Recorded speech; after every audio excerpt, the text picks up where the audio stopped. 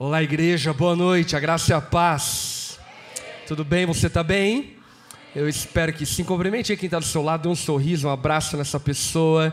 Diga o quanto é bom estar com ela aqui essa noite, para juntos adorarmos aquele que é digno de todo louvor, de toda glória, de toda honra. Amém. Quem está feliz essa noite, levanta sua mão aí. Bom demais. Quero agradecer desde já a recepção e o carinho com o qual os irmãos me receberam nessa casa. Glória a Deus por aquilo que o Senhor tem feito ao longo do tempo, através da vida dessa igreja, e que no nome de Jesus venham ainda dias mais gloriosos no nome do Senhor. Amém? Quero dar algumas dicas rápidas. Eu trouxe alguns materiais que eu creio que podem abençoar demais a tua vida. Dentre vários propósitos que Deus tem plantado no meu coração, um dos propósitos que latentemente Ele tem plantado no meu coração é o desejo de dar à nossa geração boa teologia a despeito e a respeito de tantos assuntos que envolvem a nossa jornada de fé. E diante disso, eu tenho escrito alguns livros ao longo dos anos, e eu trouxe eles e eu creio que podem abençoar demais a tua vida.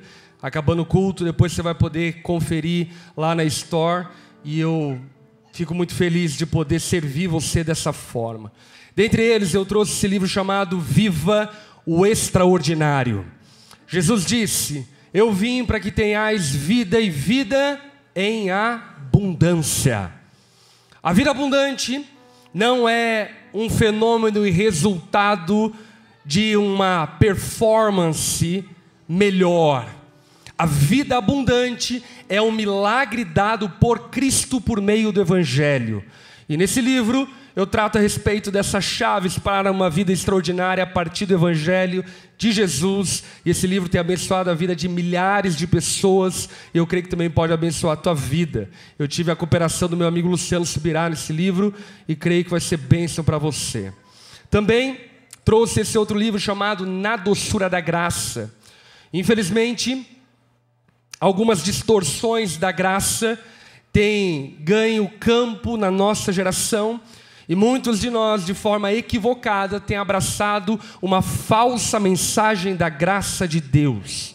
O apóstolo Paulo diz à igreja da Galácia que se Cristo nos libertar verdadeiramente, seremos livres.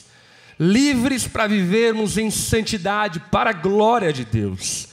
E nesse livro eu trato a respeito desse assunto doutrinário que é a graça de Deus, a partir da carta de Paulo aos Gálatas, e é um livro que tem abençoado a vida de muita gente, porque de fato, quando entendemos a graça, somos libertos do legalismo religioso, mas também da libertinagem moral, e somos livres para viver a vontade do Senhor.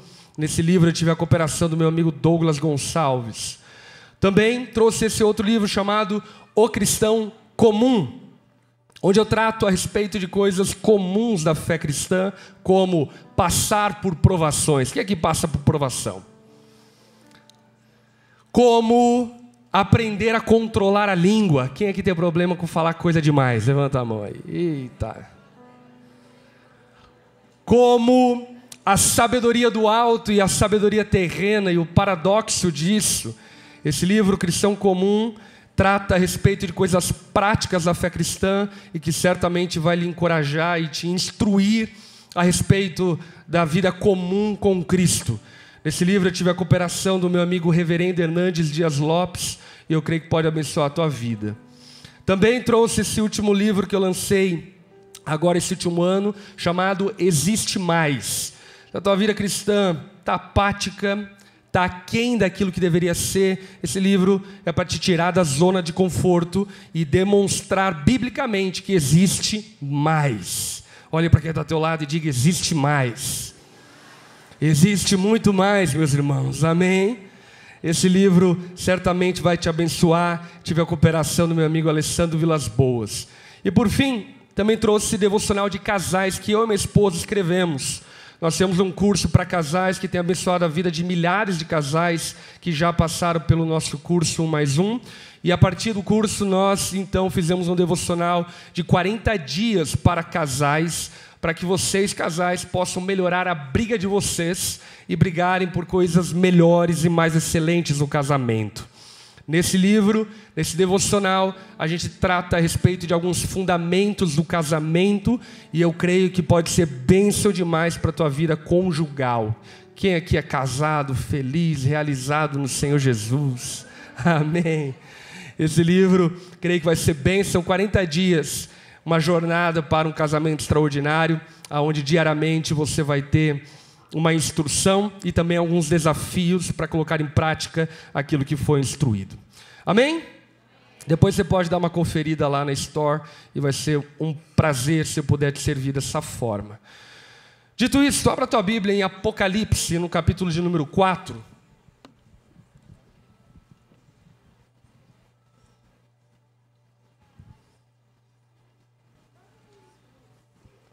Apocalipse, capítulo 4. Eu quero compartilhar uma palavra ao seu coração que eu intitulei de Criados para adorar a Deus. Criados para adorar a Deus. Apocalipse capítulo 4, verso de número 1. Se você está com a sua Bíblia aberta, acompanhe a leitura do texto bíblico junto comigo. Então, quando olhei, vi uma porta aberta no céu.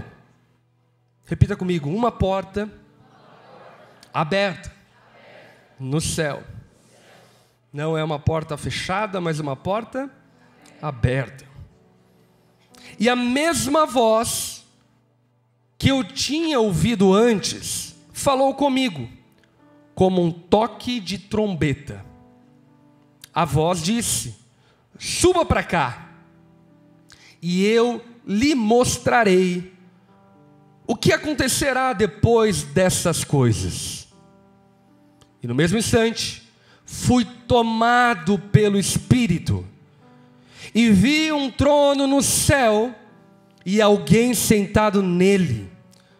Aquele que estava no trono brilhava como pedras preciosas, como jaspe e sardônio. Um arco-íris com brilho semelhante ao de esmeralda circundava seu trono. Ao redor do trono havia 24 tronos, nos quais estavam sentados 24 anciãos.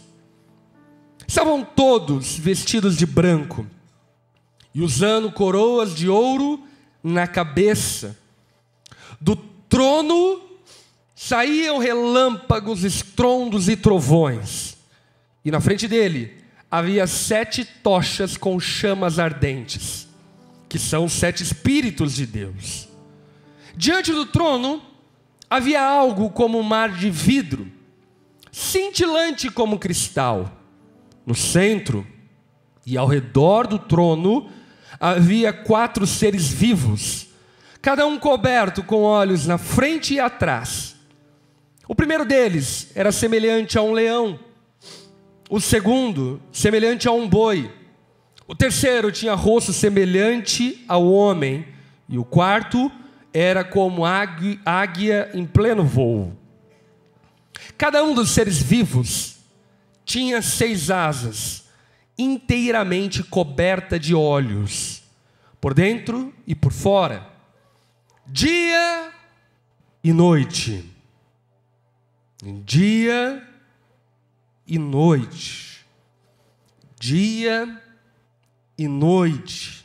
Repetem sem parar: Santo, Santo, Santo, Santo, Santo, Santo é o Senhor Deus, o Todo-Poderoso, que era, que é e que ainda virá.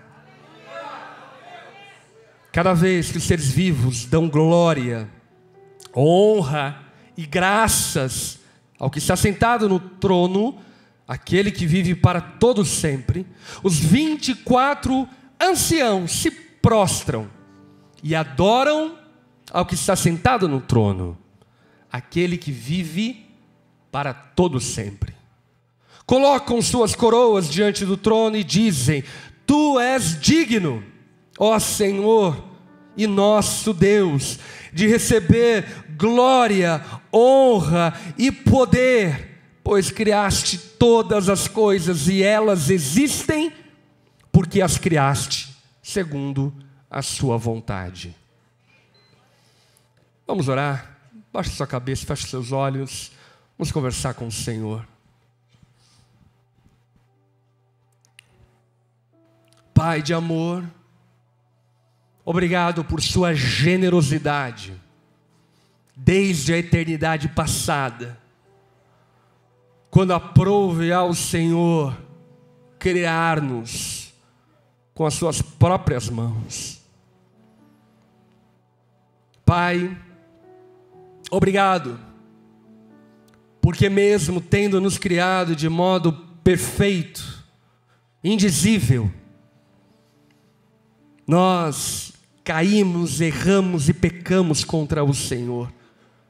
Mas ainda assim o Senhor continuou a nos amar, ao ponto de entregar seu Filho para morrer em nosso lugar.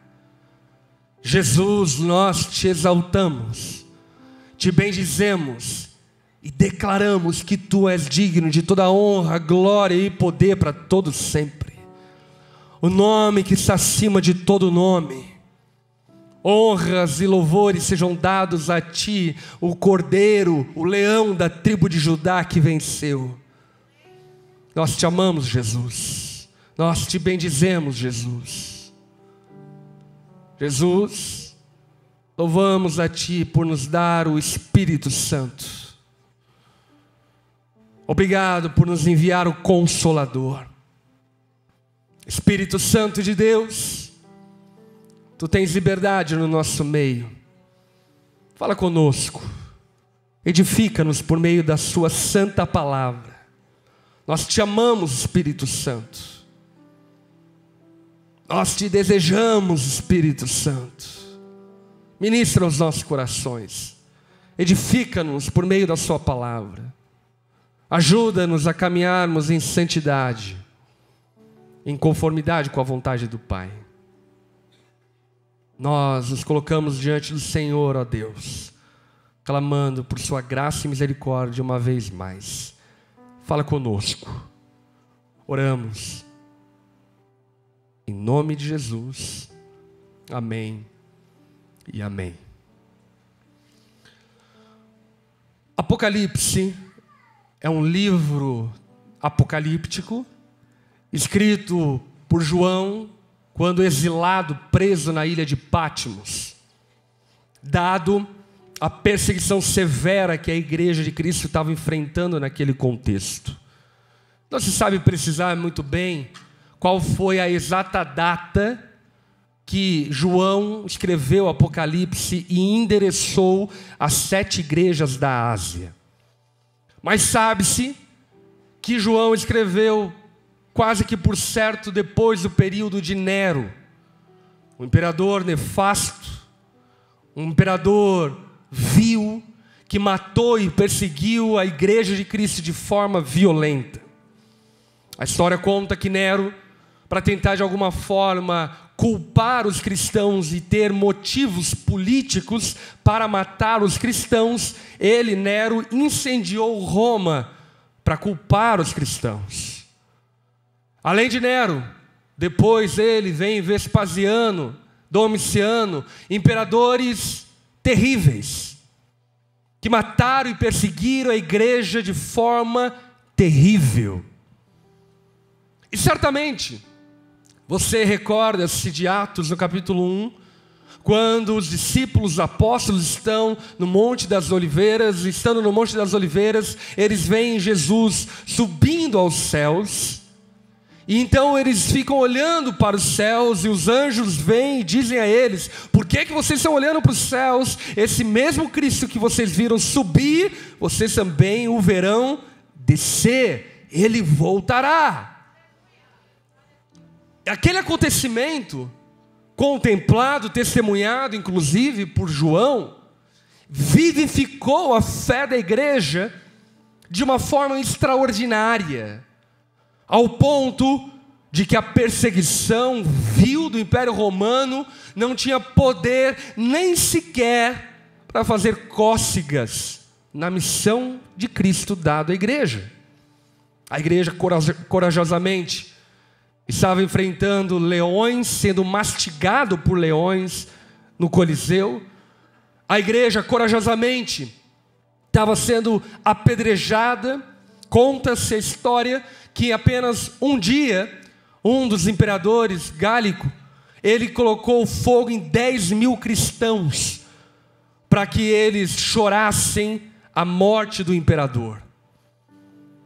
Diante desse cenário de tamanha perseguição, de tamanha brutalidade, Deus faz um convite solene a João, o apóstolo. E o convite solene de Deus a João é: João, venha para cá, porque eu vou te mostrar uma realidade que você não está vendo.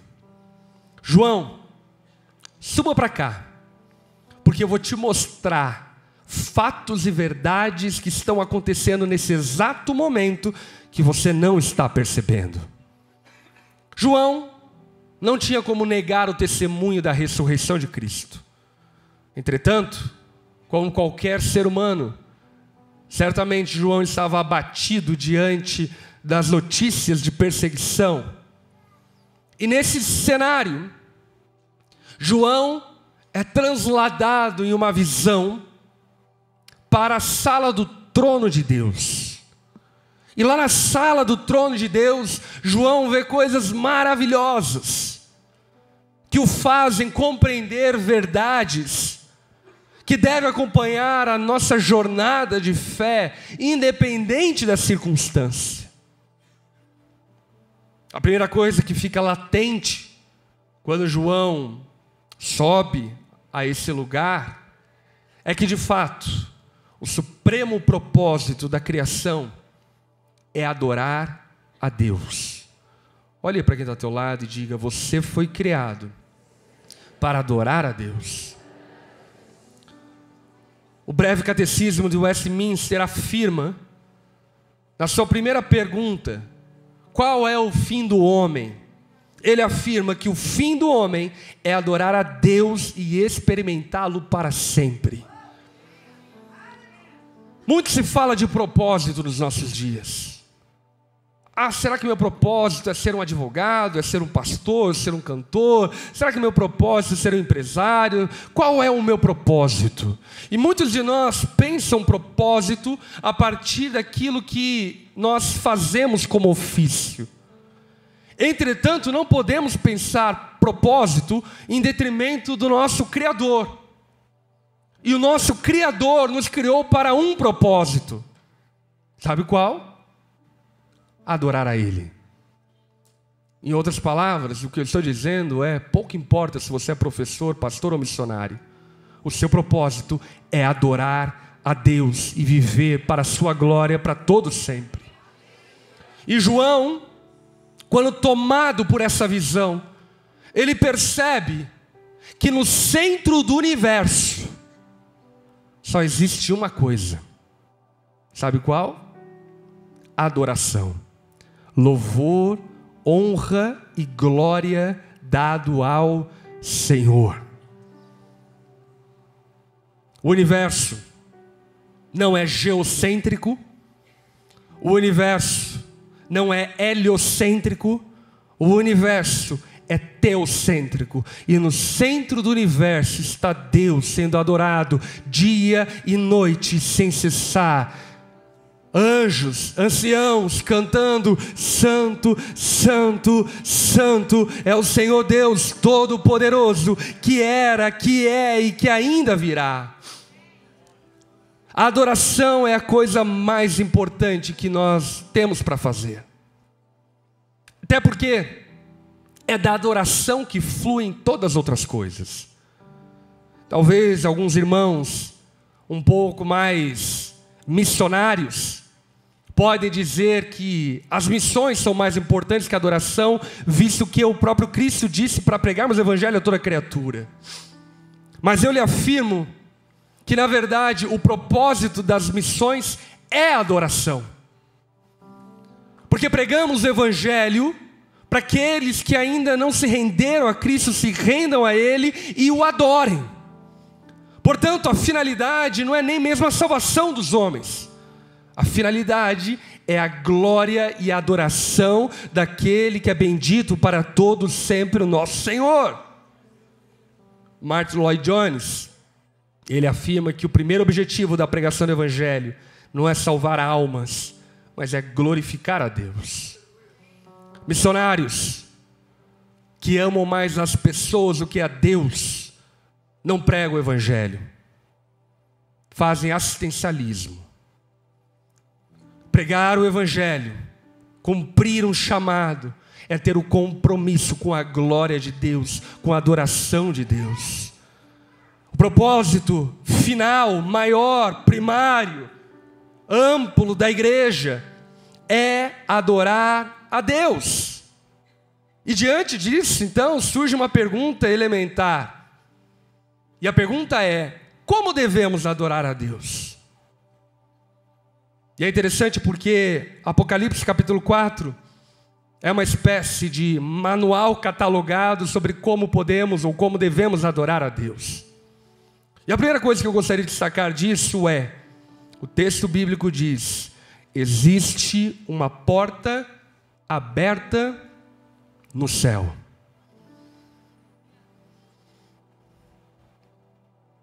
Nesse exato momento, existe uma porta aberta no céu.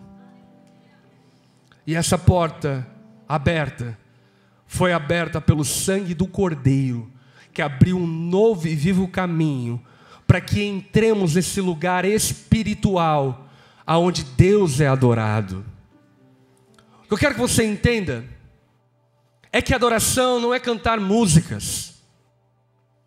Adoração não é participar meramente de uma reunião pública como essa. A adoração é quando espiritualmente nos conectamos com uma realidade transcendental e espiritual que está acontecendo nesse exato momento. Deus está sendo adorado nos céus. E de forma espiritual e por meio da fé, como diria o escritor aos Hebreus, capítulo 4, nós devemos entrar confiadamente na sala do trono para, junto com os anjos, adorarmos aquele que está sentado no trono. O que eu quero dizer é que nós adoramos a Deus quando, por meio da fé, contemplamos essa dimensão espiritual da adoração. Quando adoramos a Deus, é como se sincronizássemos o Cronos com o Kairos, a eternidade com o tempo, a terra com o céu. Uma figura maravilhosa da adoração é a figura de Jacó no Vale do Jacobe, quando ele olha para o céu e vê uma escada que vem do céu ligando a terra. Quando estamos juntos adorando a Deus, meus irmãos, não podemos perder a dimensão que esse lugar se torna uma terra santa. Não porque esse carpê é santo, essas paredes são santas, mas porque o povo de Deus tem livre acesso a uma porta que está aberta no céu. E quando entramos nesse lugar de adoração, de contemplação, então podemos adorar a Deus de forma como Ele é digno de ser adorado. E diante disso, eu queria mencionar algumas coisas. A primeira delas é: você tem anseio pela presença de Deus? O que você veio encontrar aqui essa noite? Uma banda? Alguns amigos? Um pregador? Não existe nada de errado em gostar de música, gostar de uma boa pregação, ou seja lá o que for. Entretanto, para adorarmos a Deus, sobretudo, devemos ter anseio por sua presença. Desejo pela presença de Deus. expectativas pela presença de Deus, para que pacientemente possamos buscar esse lugar de contemplação da presença de Deus. João, de forma ilustrativa, ele vê uma porta aberta no céu, e diante disso eu falo a você nessa noite: existe uma porta aberta no céu. O problema é que muitas vezes a nossa adoração é extremamente terrena e pouco espiritual. Grande parte das ocasiões, a nossa adoração é extremamente natural e não contempla a dimensão do que de fato é adorar, que é desbravarmos a realidade espiritual onde Deus está sentado em alto e sublime trono. E o que é maravilhoso desse texto é que existe um convite no céu, um convite de Deus a nós, do Espírito Santo a nós, e o convite é: suba para cá. Olha aí para quem está ao teu lado e diga: suba para cá. Suba para esse lugar de contemplação. Suba para cá. Suba para esse lugar aonde nós contemplamos a Deus. Então João diz que, tomado pelo Espírito, ele foi levado para esse lugar de contemplação. Jesus, conversando com a mulher samaritana em João capítulo 4, diz a ela que está para chegar o dia, e de fato já chegou, em que os verdadeiros adoradores adorarão o Pai em espírito e em verdade. O convite dos céus a João, convidando ele para subir para cá, se fundamenta nesse fato de que a adoração, ainda que ela seja feita no campo natural, ela precisa ser espiritual. Não é sobre cantar músicas, é sobre contemplarmos a Deus. Não é sobre estarmos reunidos uns com os outros apenas, é sobre nos reunirmos em torno da presença de Deus. Sabe por quê? Porque a adoração não é uma iniciativa do homem.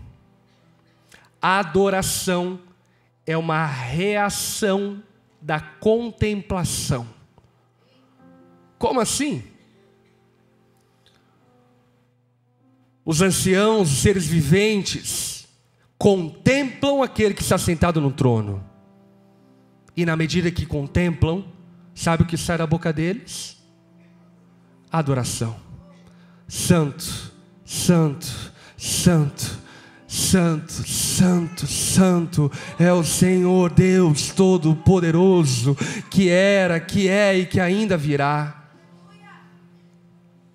Veja, meus irmãos, que João, ele está em um tempo de perseguição, um tempo de muitas dúvidas e questionamentos a respeito de como Deus está cuidando de tudo. Mas então ele é conduzido para esse lugar de adoração. Muitos de nós falam: se eu encontrasse face a face com Deus, eu teria um checklist de perguntas para fazer para Ele. Mas quando João contempla ao Senhor, todas as perguntas acabam. Quando João contempla ao Senhor, a única coisa que sai da sua boca é: santo, santo, santo é o Senhor Deus Todo-Poderoso, que era, que é e que ainda virá. O que eu estou dizendo é: óbvio que existe espaço para lamento, para choro, diante da presença de Deus. Entretanto, se estando na presença de Deus, não tivemos a nossa fé revigorada, as nossas lágrimas enxugadas e o nosso coração consolado, não foi na presença de Deus que nós estivemos. João, diante desse background de tantos problemas e adversidades que ele estava enfrentando, a única coisa que ele consegue extrair da sua boca, contemplando aquele que está sentado no trono, é Agora eu entendi, não é Nero, não é Domiciano, não é Vespasiano, não é Calígula, não é nenhum imperador que pode deter o Rei dos Reis que está sentado no trono do universo. Ele é digno de ser adorado, Ele é digno de todo louvor, Ele é digno de toda honra. Nós adoramos a Deus quando por meio da fé contemplamos essa realidade. E então, os nossos problemas, não é que eles deixam de existir, mas é simplesmente que eles se tornam diminutos diante da realidade de que existe um rei que era, que é e que ainda virá. João é consolado na adoração. E de fato, enquanto adoramos a Deus, enquanto contemplamos a Deus, somos consolados, somos transformados, segundo a imagem daquele que nós estamos contemplando, sentado no trono do universo. O objeto da adoração é o Pai, o Filho e o Espírito Santo. É interessante porque essas 3 pessoas da Trindade aparecem no capítulo 1, 4 e 5 de Apocalipse. João vê o Cordeiro sentado no trono, conduzido pelo Espírito, e o Espírito de Deus está na sala do trono, porque o objeto da adoração não somos nós, mas é o próprio Deus. E aí então, nós aprendemos sobre como podemos adorar a Deus, ou melhor, sobre como devemos adorar a Deus. E aqui eu quero mencionar algumas coisas bem importantes. Primeira delas, devemos adorar a Deus com a nossa boca.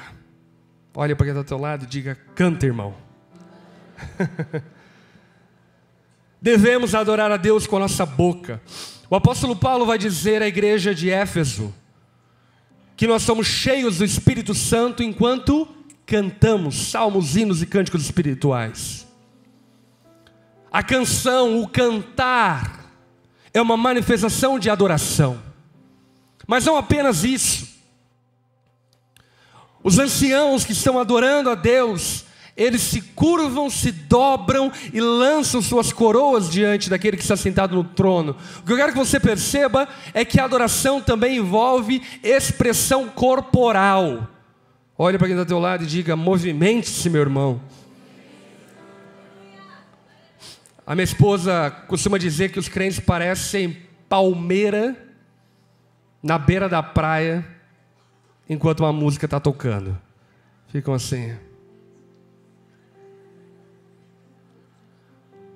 E sabe, é impossível nós termos, por meio da fé, a dimensão da contemplação de quem está sentado no trono, sem que o nosso corpo reaja em cada molécula, cada átomo, cada célula, cada órgão do nosso corpo, reagindo à realidade de que Jesus está sentado no trono.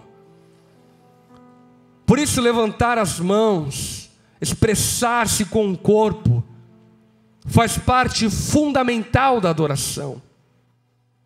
Devemos expressar a nossa adoração com o nosso corpo.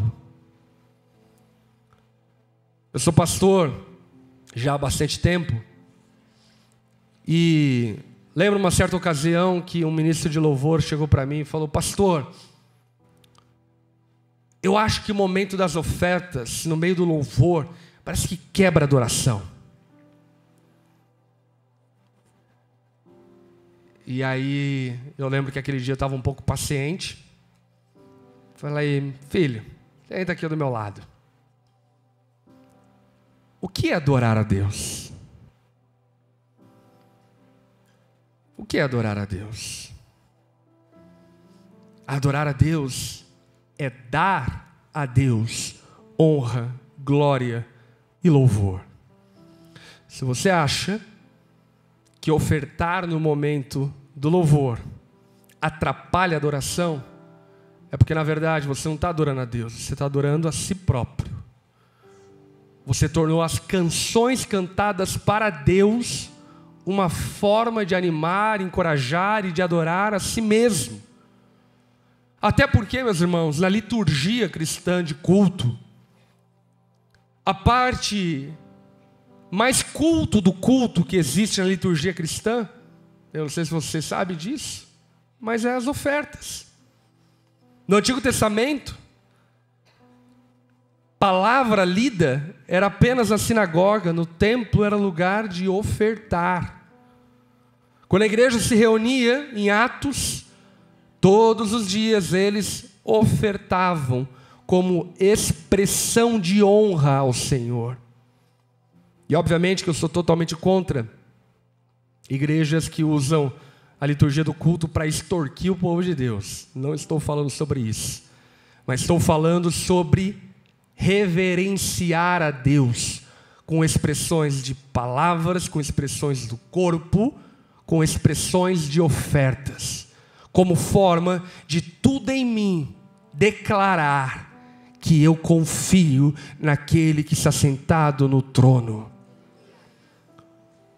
É interessante porque na sala do trono existe um trono, e em torno desse trono existem outros 24 tronos. Esses 24 tronos apontam para a antiga aliança das 12 tribos de Israel e para a nova aliança, os 12 apóstolos. E portanto, os 24 tronos representam a totalidade do povo de Deus. O povo de Deus do Antigo Testamento e o povo de Deus do Novo Testamento. E todo o povo de Deus canta, se expressa e oferta na presença daquele que está sentado no trono. João viu um trono no céu. Meu irmão, nós adoramos quando por meio da fé nós reconhecemos que não estamos adorando a um falso Deus, a uma ideação da nossa mente, a uma expectativa do nosso coração, a um desejo da nossa alma.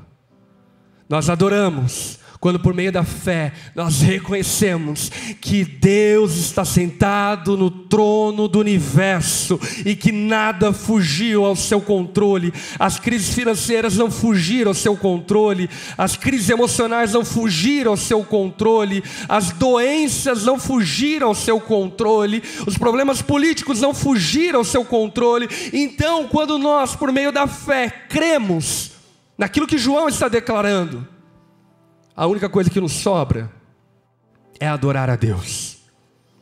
As perguntas acabam e o que sobra é gratidão, é louvor, é honra, é glória, porque Jesus está sentado no trono do universo.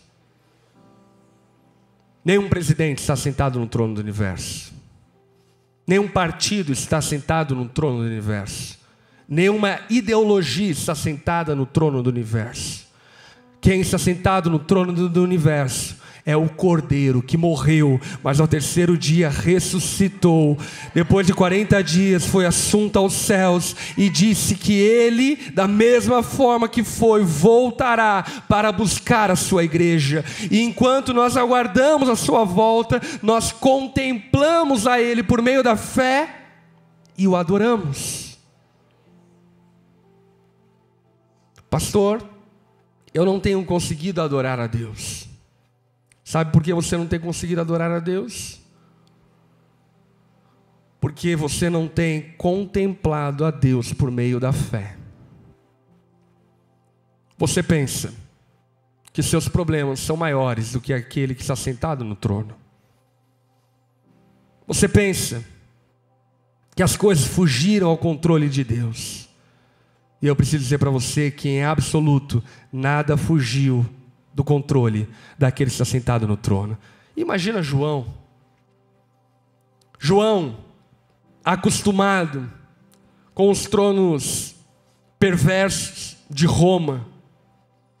João, acostumado com toda a pecaminosidade dos governantes de Roma, ele é transladado em uma visão e levado a uma contemplação solene de quem Deus é e acerca da realidade do que está acontecendo. E quando João olha para esse Deus sentado no trono, tudo perde o seu poder, a sua força, porque João percebe que Deus está sentado no trono do universo.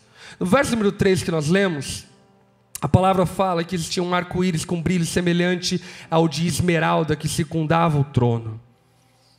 E isso demonstra o símbolo noético da nova aliança. E o que João está vendo é que o trono de Deus é um trono de graça. Corroborando aquilo que o escritor aos Hebreus diz: aproxime-se de Deus para encontrar graça e misericórdia que te ajude no dia da necessidade. Quando, por meio da adoração, nós entramos na sala do trono, nós encontramos graça de Deus. João vê raios, relâmpagos saindo do trono, verso número 5, simbolizando que aquele que está sentado no trono é justo. À frente do trono, João vê um mar de vidro cintilante como um cristal, demonstrando toda a santidade daquele que está sentado no trono. Quando João olha para o trono, ele não consegue ver nada a não ser uma jaspe cristalina como um diamante, demonstrando toda a transparência e santidade daquele que está sentado no trono. Ele também vê uma cor como de sardônio, apontando para o juízo daquele que está sentado no trono. E diante disso, sabe o que João faz? Adora ao Senhor. Porque o que João compreendeu com essa visão é que nós fomos criados para adorar a Deus. Para adorar a Deus quando as coisas vão bem ou quando as coisas vão mal. Para adorar a Deus quando as coisas cooperam a nosso favor ou quando não cooperam. E nós nos tornamos adoradores que adoram ao Pai de fato em espírito e em verdade, quando por meio da fé nós contemplamos essa realidade da sala do trono. Deus está sentado no trono do universo. Cada vez que nos reunirmos para adorar o Senhor, lembre-se, existe uma porta aberta no céu, um convite de Deus dizendo: suba para cá. E quando nós entramos nesse lugar, por meio da fé, contemple a Deus que está sentado no trono e simplesmente o adore. E você vai perceber que os seus problemas vão diminuindo, que as suas crises vão indo embora, porque de fato Deus está sentado no trono do universo.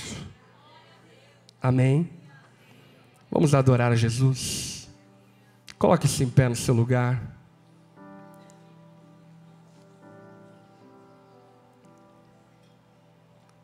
Feche seus olhos.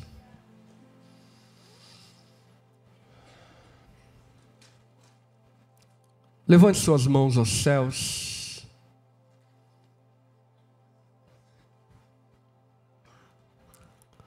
O mesmo convite feito a João é feito a mim e a você. Existe uma porta aberta no céu. Nós adoramos a Deus com os pés tocando a terra, mas com os olhos da fé contemplando ao Rei. O Rei está sentado no trono. A sua depressão não é eterna. O Senhor te curará. As suas limitações não são eternas. O Rei está vindo. As crises políticas, econômicas não durarão para sempre.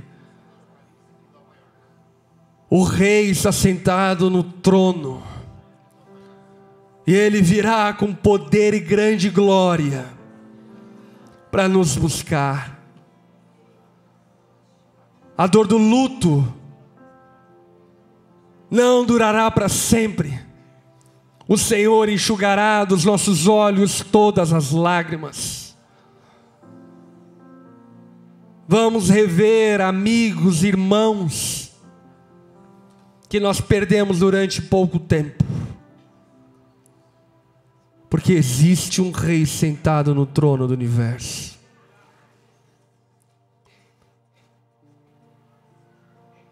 Por meio da fé, contemplando essa verdade, eu quero te convidar a fazer uma oração de adoração ao Senhor.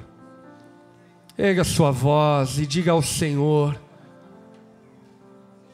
acerca da sua santidade.